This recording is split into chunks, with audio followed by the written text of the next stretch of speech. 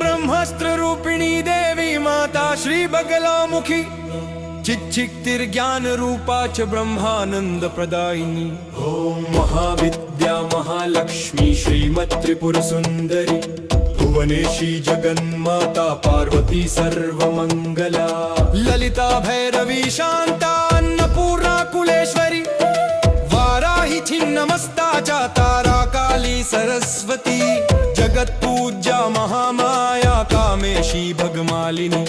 दक्षपुत्री शिवंकस्था शिवरूपा शिवप्रिया सर्वसंपत्करी देवी सर्वलोकवशंकरी। वेद विद्या महापूज्या भक्ताद्वेषी भयंकरी। स्तंभरूपा स्तंभिनी च दुष्ट स्तंभनकारिणी भक्तप्रिया महाभोगा श्री